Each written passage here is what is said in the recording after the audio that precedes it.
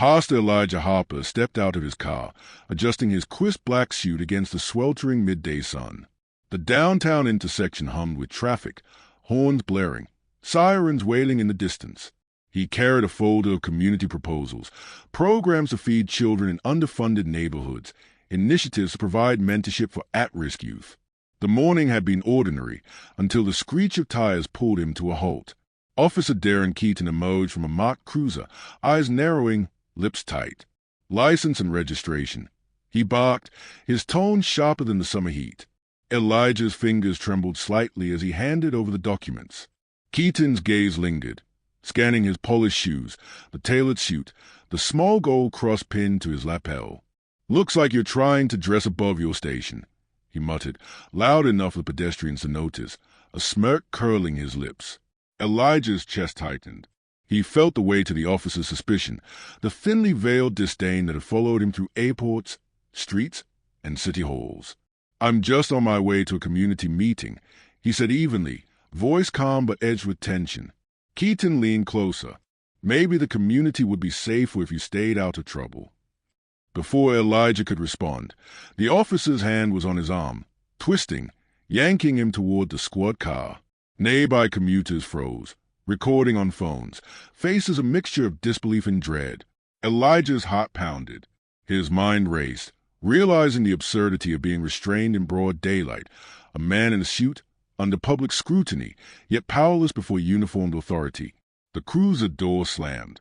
Elijah's eyes met Keaton's, a silent accusation in the heat of the moment. And then, a single chilling thought. This isn't random. Someone powerful knows I'm here. Elijah Harper adjusted the cuff of his suit jacket as he approached the community center. The midday sun reflected off polished windows, catching the gold cross pinned to his lapel. He had spent the morning coordinating feeding programs for local children, arranging mentorship initiatives, and drafting proposals for after-school scholarships. The work was tangible, necessary, and, to him, sacred. The screech of tires drew his attention. A marked police cruiser slid to a halt beside him. Officer Darren Keaton stepped out, jaw set, eyes narrowed. "License and registration." Keaton barked, his tone cutting through the hum of traffic. Elijah complied, sliding the folder and his identification across the hood. Keaton's gaze lingered, scanning his attire with an almost imperceptible sneer. "Looks like you're trying to dress above your station," he muttered, loud enough to ensure passers-by noticed. People slowed, some recording with phones, expressions frozen between curiosity and discomfort. "I'm on my way to a community meeting," Elijah said calmly, voice measured but firm. This folder contained proposals for programs that serve children across the city. Keaton leaned closer, hand brushing Elijah's arm in a possessive, mocking gesture. "Maybe the community would be safer if you stayed out of trouble," he said. Elijah's chest tightened. "I assure you, officer, I've done nothing wrong," he replied, forcing calm through his mounting anxiety. "You'll come with me," Keaton said, gripping his arm. "We'll see what the precinct thinks about that." Protesters' murmurs rose. Elijah's heart pounded as he was pushed toward the cruiser.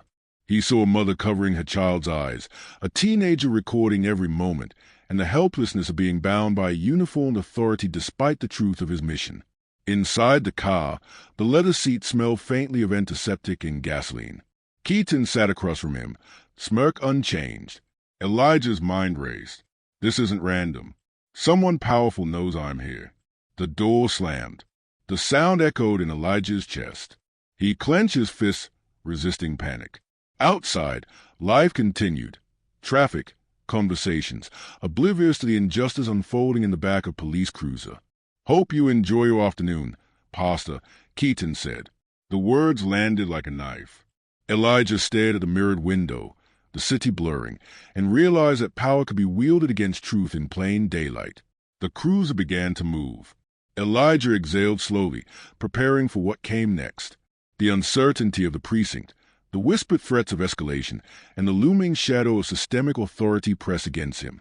The first step into an ordeal he could not yet comprehend had begun. The precinct air was stale, a mixture of burnt coffee and old paperwork. Fluorescent lights buzzed overhead, washing every surface in a cold, unforgiving glow.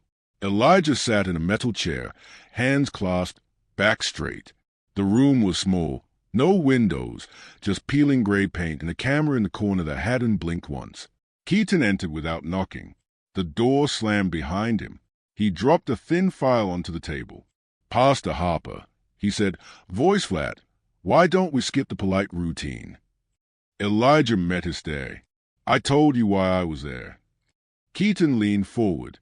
"You were loitering near a government building. Wearing a suit doesn't erase suspicious behavior. I was scheduled to meet community leaders inside that building." Keaton smirked. "Sure, you people always have meetings, always have reasons." His fingers tapped the table, a steady, condescending rhythm. Elijah's pulse tightened. "Officer, I answered your questions." "That's the problem. Keaton, Saturday, your answers sound rehearsed. Too clean, like you're hiding something." "I'm hiding nothing." "Then you won't mind if I hold you for a while," Keaton said. "Run a few deeper checks. Ask around." Elijah kept his voice even. "You have no basis of detainment." Keaton's smile widened. "Oh, I'll find one." The room chilled. Elijah studied the officer's posture. Relaxed, confident. The posture of someone who believed the system would back him no matter how far he pushed. A second officer stepped in, clipboard under his arm. "You want the formal write-up, Darren?" Keaton waved him off. "Not yet. Let him sit." Elijah felt the weight of silence pressing against him, stronger than the officer's hostility. The system's gears were turning, slow, indifferent, grinding over whoever happened to be in its path. The second officer glanced at Elijah. "What's he here for?" "Potential obstruction," Keaton answered. "That's not a charge." "It will be," Keaton said. Elijah inhaled slowly. "Officer, I request legal representation." Keaton shrugged.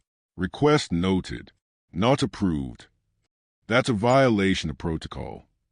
"Protocol's flexible," Keaton said, "especially when someone fits a certain profile." The words hit harder than any physical strike. Elijah gripped the edge of the chair. "My profile is pastor, community leader." Keaton leaned back. "Doesn't matter what title you give yourself.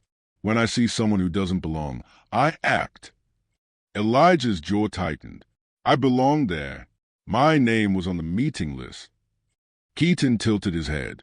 "Funny, nobody mentioned expecting you." Elijah felt something shift, an unseen hand, an unseen decision. Keaton wasn't acting alone. A knock interrupted them. A sergeant opened the door halfway. "Keaton, the captain wants an update." Keaton stood. "Tell him I'll escalate charges if this man keeps being uncooperative." Elijah spoke before the door shut. "I've cooperated at every step." Keaton glanced back. "Then this will be quick. If you give me a reason, it'll be longer." The sergeant hesitated. "Darren, you sure?" Keaton cut him off. "I know exactly what I'm doing." When the door clicked shut, Elijah stared at the empty chair across from him. The pressure in his chest built. Rage, fear, restraint fighting inside him. He thought of his congregation, his work, the children depending on his programs. He thought of the governor, of the confidential conversations they'd shared, of the influence that connection quietly carried. Keaton didn't know any of that. Elijah realized something critical. The officer believed he could escalate this without consequence, because the institution allowed him to believe that. Footsteps approached again, heavier this time. The door opened. Keaton returned, holding a new form. "Last chance to cooperate, pastor. Otherwise, I write this up as resisting." Elijah looked at the form, at Keaton's expectant smirk, and understood what the officer was preparing to do. The chapter closes as Keaton raises his pen, ready to fabricate the charge. The moment Elijah Harper's arrest footage hit social media, the city stirred. His phone vibrated relentlessly, messages from colleagues, congregants, and activists pouring in. Videos recorded by bystanders were sharp, unflinching. Keaton's smirk, the public humiliation, the unnecessary force.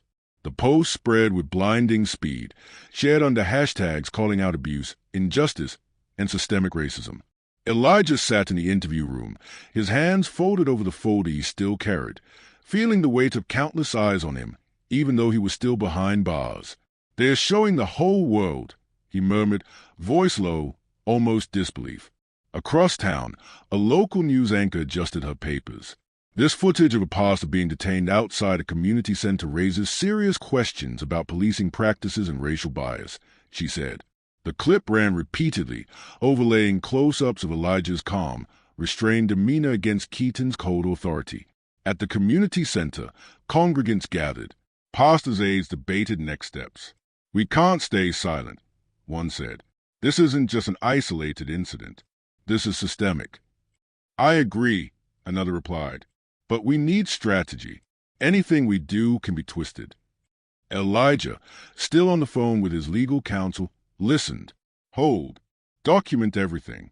Witness accounts, videos, social media posts. We build the record first." Meanwhile, activists began organizing protests outside the precinct. Dialogue between organizers reflected frustration and fear. "If he gets away with this, what message does it send?" one asked. "Exactly," another answered. "It signals that uniforms trump morality." The media frenzy intensified. News outlets dissected every frame, every gesture, every line of Keaton's dismissive remarks. Analysts debated policy, bystander reactions, and the broader implications of systemic bias. Narration captured the relentless speed of digital dissemination, the way truth collided with power and public perception. Elijah considered the personal cost. Reputation, safety, credibility, all at stake. He heard whispers of political connections, people hinting at an unseen hand that had underestimated him. As night fell, Elijah watched the latest post, a slow-motion replay of Keaton twisting his arm, the cruiser looming in the background, passers-by frozen mid-motion, their fear palpable. His chest tightened. The city was watching, but he was still trapped in the system's machinery. A text appeared from an unknown number. "He doesn't know who you are. Use that." The chapter ended with Elijah staring at the screen, realizing the unfolding public scrutiny could either save him or escalate the danger. Elijah sat in the dimly lit office, the walls lined with plaques and certificates from decades of ministry. The room smelled faintly of old books and polished wood. A muted television played coverage of his arrest, reporters repeating his name, dissecting the footage, questioning Keaton's actions. His assistant, Marissa, hovered near the doorway. "Pastor, the governor's office just called," she said quietly. "They want to speak to you." Elijah nodded, suppressing a flicker of apprehension. He had always maintained a low profile in political matters, preferring moral guidance to public involvement. Still, the governor had consulted him privately for years, seeking advice on social programs and community relations. That connection, usually discreet, now had the potential to change everything. The call connected. "Elijah," the governor's voice was steady, formal. "We are aware of the situation. I trust you are safe." "I am, sir," Elijah said, "but Officer Keaton has acted without cause. Public footage makes it clear." The governor paused. "We must be careful. The institution moves slowly. Any overt interference could backfire. We can offer guidance, subtle pressure. Use discretion." Elijah leaned back. Discretion has limits when the law is weaponized against truth. The governor acknowledged the point. "I understand. Document everything. Keep communications contained. We have influence, but it is a quiet leverage. The right word at the right time can prevent escalation." Later, Elijah met with his legal counsel and a small group of trusted allies. The conversation was strategic. How to navigate the political landscape without compromising principles, how to balance public attention with behind-the-scenes pressure, and how to anticipate Keaton's next moves. "His arrogance will be his undoing," one lawyer said. "But we must remain methodical. Every interaction could be scrutinized, weaponized." Elijah reflected on the systemic nature of abuse of power. It wasn't Keaton alone. It was the structures that enabled him. He remembered quiet whispers from colleagues, veiled threats from bureaucrats, and the subtle ways influence shaped outcomes. By evening, Elijah's phone buzzed again, an anonymous tip. "He doesn't realize who you are. Proceed carefully." The chapter closes with Elijah staring out at the city skyline, contemplating the delicate balance between exposing wrongdoing and protecting the fragile threads of justice that might yet restrain the officer. The game had shifted from public humiliation to political maneuvering, and he was at its center. ChatGPT can make mist. Elijah Harper's conference room smelled of strong coffee and paper, evidence files stacked neatly, case notes scattered in deliberate disorder. Around the table sat his legal team, attorneys, a paralegal, and his longtime confidant, Marcus, who had helped navigate prior civic challenges. The air vibrated with tension. Every word counted. Every strategy had to anticipate Keaton's arrogance and the institution that shielded him. "We start by documenting everything," said Elijah's lead attorney, Grace, flipping through a binder of recordings, witness statements, and social media clips. Bystander videos, press coverage, eyewitness testimonies. Chain of custody must be flawless. One slip, and the defense spins it against us. Elijah nodded, absorbing the precision of their planning. "We also need to map the political landscape." Keaton overstepped. "Yes, but institutions rarely act without cover. We expose the actions, but not recklessly. The governor's influence is a buffer, subtle, strategic." Marcus leaned forward. "What about the precinct? Internal affairs? We need an audit, transparency reports, everything we can obtain through formal channels." They will resist, but resistance leaves traces. Grace tapped her pen. "We anticipate Keaton's narrative. He'll claim procedural justification, cite suspicion, and rely on coded language to mask bias.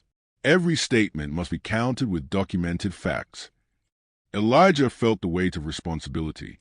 Each decision was a moral and tactical crossroad. If they moved too fast, the narrative could be twisted.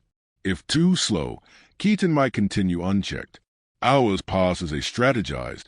Press statements that revealed only what was necessary, careful coordination with journalists, and legal filings that leveraged procedural protocols against blatant misconduct. Dialogue between team members crackled with urgency, each line carrying stakes of reputation, career, and ethical principle. Elijah's phone buzzed with encrypted messages. Anonymous tips suggested Keaton had underestimated the pastor's influence and the potential consequences of public exposure. Grace summarized the plan. Phase 1. Preserve evidence. Establish accountability. Phase 2. Coordinate discrete political pressure. Phase 3. Public engagement, if necessary, to protect the integrity of the investigation. Elijah exhaled slowly. "We must be precise. No shortcuts. This is larger than Keaton. It's a pattern that allows him to believe he is untouchable." As night settled over the city, Elijah reviewed the binders once more, tracing the timeline of his arrest, the subtle slights, the microaggressions, and the procedural lapses. Each detail mattered. The chapter closes as Elijah places a folder down, staring out the window. Somewhere in the city, Officer Keaton believed he could continue with impunity. Elijah now knew that the legal machinery, properly engaged, could challenge not only the officer but the systemic structures that enabled him. The next moves would define the limits of power, bias, and justice. The mediation room was stark, white walls, fluorescent lights casting sharp shadows, a long table separating Elijah Harper from Officer Darren Keaton. Neutral officials sat at the perimeter, clipboards in hand, eyes scanning every word, every gesture. Elijah's heart beat steadily, controlled, while beneath it simmered the tension of every injustice he had endured. Keaton smirked, sliding a folder across the table. "Here's the official version," he said, voice dripping with condescension. "Your behavior justified some concern." Elijah's gaze didn't waver. "Concern is not justification. You humiliated me in public, twisted procedure, and escalated without cause." Keaton leaned back, arms crossed. "I acted within my authority. You just didn't fit the profile I expected." "I was on my way to a legitimate meeting," Elijah said, tone clipped. "Your perception of who belongs or doesn't belong to your own biases, not the law." The room was heavy with silence. Observers scribbled notes. The tension was palpable, like a hell breath waiting to snap. Keaton's smirk faltered for a brief moment. He hadn't expected this level of composure, this direct challenge. "You have influence," he finally said, the words low, almost admitting acknowledgement. "I underestimated that." "I was never invisible," Elijah replied. You just failed to recognize the networks, the responsibilities, the consequences of your actions. Keaton shifted in his chair, irritation creeping in. Networks don't protect you from procedure. Rules are rules. Rules applied selectively, Elijah said. You weaponize them based on appearance, race, and assumption. That is the abuse of power. That is systemic bias. A muffled sound outside the room, the hum of cameras, reporters waiting, phones recording, added pressure. Keaton's posture stiffened. He was aware, suddenly, that this confrontation was no longer private. Elijah produced a tablet, flipping through bystander recordings, timestamps, and witness statements. Here's your record, he said. Every action documented. Every unjust escalation accounted for. Keaton glanced at the screen. His smirk returned but was tighter, defensive. He realized the exposure was irreversible. The systems he relied on for protection had limits when confronted with evidence, public scrutiny, and political leverage. A tense dialogue followed with the mediators probing, asking questions that exposed inconsistencies in Keaton's account. Elijah answered calmly but firmly, dismantling assumptions with precision. Each response carried moral weight, the authority of truth. You thought you could act without consequence, Elijah said, voice steady. But power has limits, and every action leaves a trace. You underestimated both me and the networks I serve. Keaton's fingers drummed the table, a nervous tick replacing confidence. The mediators exchanged glances. Elijah's phone buzzed discreetly, confirmation that a recorded segment of the confrontation had already been leaked to a trusted journalist. The chapter closes with Keaton staring at Elijah, a flicker of unease in his eyes. He understood, finally, that the public, the law, and political oversight were converging against him. The balance of power had shifted, and there was no returning to the illusion of control he once wielded. By morning, Elijah Harper's ordeal had become the city's defining story. News alerts pinged relentlessly across phones, computers, and televisions. Headlines screamed a pastor arrested without cause, and Officer Keaton under scrutiny. Video clips looped. Keaton twisting Elijah's arm, the public staring in disbelief, phones recording every angle. Social media amplified the outrage. Tweets, posts, and threads debated bias, police misconduct, and systemic injustice. Elijah sat in his office, surrounded by legal counsel and aides, eyes fixed on multiple screens. This is unprecedented exposure, Grace said. Every network, every platform, dissecting each frame. We have leverage, but also heightened risk. I understand, Elijah replied, voice calm but focused. The story must be accurate. No embellishment, no emotion-driven speculation. Let the footage speak. In the newsroom, reporters replayed the clips, analyzing gestures, body language, and dialogue. Anchor commentary highlighted systemic patterns, the unspoken racial bias, and the public's response. Dialogue among producers reflected the urgency, angled this on institutional accountability, not just one officer, one said. The narrative has to show systemic failure. Meanwhile, Keaton's colleagues watched from precinct offices, whispers of unease growing. Did we underestimate this? One officer murmured. Public perception is against us. Elijah's assistant coordinated with journalists, ensuring context, witness statements, and timestamps were verified. Every response was calculated to expose misconduct without overstepping ethical bounds. He thought about the children in his programs, his congregation, and the broader community. The stakes were both personal and collective. On social media, activists organized petitions and peaceful demonstrations. Dialogue between organizers revealed both frustration and strategy. We can't let this fade, one said. Visibility is our leverage. Keaton realized the storm's magnitude. His smirk, once confident, had vanished. He called his supervisor, voice tight. This is escalating beyond internal review. Public opinion is turning. Back in the office, Elijah received another anonymous message. They are panicking. Keep steady. Truth has weight. The chapter closes as Elijah watches a live broadcast, footage of his arrest juxtaposed with commentary dissecting police overreach. The camera pans to Keaton's precinct, the building suddenly appearing smaller under public scrutiny. Elijah understands that exposure, evidence, and careful coordination have shifted the balance. The officer's authority, once absolute in his eyes, now trembles under the weight of transparency. The morning air outside the precinct was crisp, carrying the distant hum of city traffic and the low murmur of journalists gathering at the entrance. Inside, Officer Darren Keaton sat rigidly, reviewing memos and internal reports, the weight of scrutiny pressing like an invisible hand. Every move, every word, had been recorded, documented, and now publicly dissected. Elijah Harper observed from the other side of the system he had once felt powerless against. Meetings with legal counsel, the governor's office, and civic leaders coordinated carefully timed disclosures. Dialogue crackled through phone lines and conference calls. Internal Affairs is now officially investigating. Gray said, voice steady. Suspension is imminent. Any further public mishandling will escalate legal liability. Elijah nodded. Ensure all evidence is consolidated.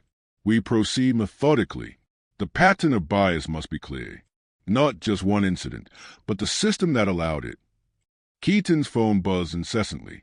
Calls from supervisors, reminders of protocol, and cautious memos reminded him that his previously unchecked power had limits.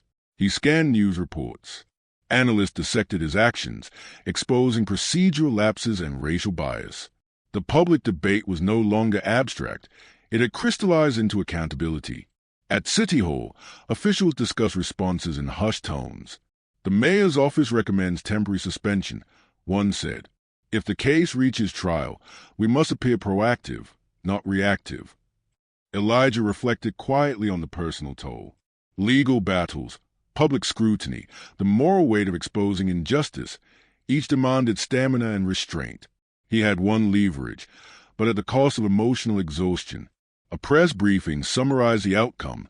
Keaton suspended, internal investigation underway, public apology demanded, and procedural reforms considered. Dialogue between reporters and city officials highlighted the ripple effect. Systemic scrutiny, acknowledgement of microaggressions, and promises of policy review. Elijah's assistant handed him a folder of updates from community leaders. They praised measured action, strategic transparency, and the importance of holding power accountable. Elijah responded, justice is a process. Exposure alone is insufficient. Systems must change to prevent repetition. The chapter closes as Elijah steps outside into the late afternoon sun. Keaton remains inside, facing the consequences of overreach. Elijah feels a bittersweet weight of victory, accountability achieved, yet the trauma of the ordeal lingers, a reminder that justice exacts both moral and emotional cost. ChatGPT can make mistakes. Check important info. Elijah Harper returned to his community center with measured steps. The building smelled of polished wood and the faint aroma of coffee from the small kitchen where volunteers had already begun preparing snacks for children. The room hummed with quiet energy, student completing homework, parent exchanging soft greetings, mentors reviewing lesson plans. Conversations among congregants reflected relief, curiosity, and cautious optimism. Pastor, the news coverage, it's everywhere, one volunteer said. People are talking about systemic reform, about holding power accountable. Elijah smiled faintly, voice calm. Change is possible, but vigilance is required. Exposure alone isn't enough. We need continued advocacy, consistent action, and integrity in every step. He met with a small group of community leaders. Dialogue was honest and reflective. Do you think it will stick? One asked. It has to, Elijah replied. Not because of one incident, but because we demonstrate accountability and moral clarity over time. Systems shift when persistent truth meets measured pressure. As he moved through the center, he noticed small gestures, a child offering him a handmade card, volunteers sharing updates on program successes. Each detail grounded him, reaffirming purpose beyond public recognition or political leverage. Later, Elijah sat in his office, reviewing the timeline of events, legal documentation, and media coverage. Narration traced the psychological and societal patterns he had observed, systemic bias, abuse of authority, and the fragile threshold where exposure and accountability intersect. He reflected on the personal toll, stress, doubt, and moments of fear, but also on resilience, discipline, and moral fortitude. A quiet knock brought Marissa into the room. Pastor, community members are asking about next steps, mentorship programs, outreach initiatives. Elijah nodded. We continue our work. We apply lessons learned. We engage, educate, and remain vigilant.